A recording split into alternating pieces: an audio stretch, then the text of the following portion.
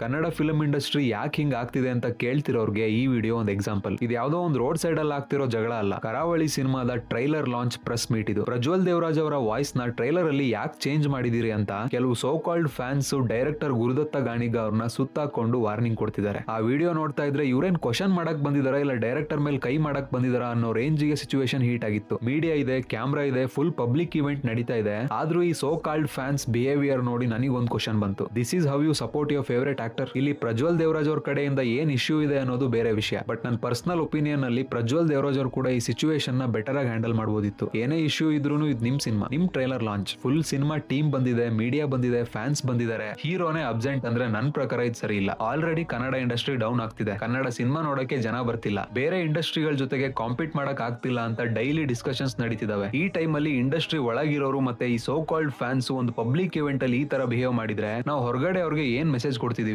ಬೇರೆ ಭಾಷೆ ಇಂಡಸ್ಟ್ರಿ ಅವರು ನಮ್ಮ ಇಂಡಸ್ಟ್ರಿನ ನೋಡಿ ನಗ್ತಾರೆ ಅಂತ ನಾನು ಹೇಳಲ್ಲ. ಬಟ್ ಈ ತರ ವಿಡಿಯೋ ನೋಡಿದ್ಮೇಲೆ ಅವ್ರು ನಮ್ಮ ಇಂಡಸ್ಟ್ರಿ ಬಗ್ಗೆ ರೆಸ್ಪೆಕ್ಟ್ ಇಂದ ಮಾತಾಡಬೇಕು ಅಂತ ಎಕ್ಸ್ಪೆಕ್ಟ್ ಮಾಡೋದಾದ್ರೂ ಹೇಗೆ? ಹೀರೋಗೆ ಪ್ರೊಡಕ್ಷನ್ ಮೇಲೆ ಇಶ್ಯೂ ಇದೆ, ಪ್ರೊಡಕ್ಷನ್ ಗೆ ಹೀರೋ ಮೇಲೆ ಇಶ್ಯೂ ಇದೆ, ಈ ಸೋ ಕಾಲ್ಡ್ ಫ್ಯಾನ್ಸ್ ಗೆ ಡೈರೆಕ್ಟರ್ ಮೇಲೆ ಕೋಪ ಇದೆ. ಬಟ್ ಕೊನೆಗೆ ಡ್ಯಾಮೇಜ್ ಆಗ್ತಿರೋದು ಕನ್ನಡ ಸಿನಿಮಾ ಇಂಡಸ್ಟ್ರಿ ಹೆಸರಿಗೆ. ಇಂಡಸ್ಟ್ರಿನ ಆಡಿಯನ್ಸ್ ಬಂದು ಸೇವ್ ಮಾಡಬೇಕು ಅಂತ ಹೇಳೋದು ಈಸಿ. ಫಿಲಂ ಇಂಡಸ್ಟ್ರಿ ಒಳಗಿರೋರು ಮತ್ತೆ ಈ ಸೋ ಕಾಲ್ಡ್ ಫ್ಯಾನ್ಸ್ ಫಸ್ಟ್ ಇಂಡಸ್ಟ್ರಿನ ರೆಸ್ಪೆಕ್ಟ್ ಮಾಡಬೇಕು.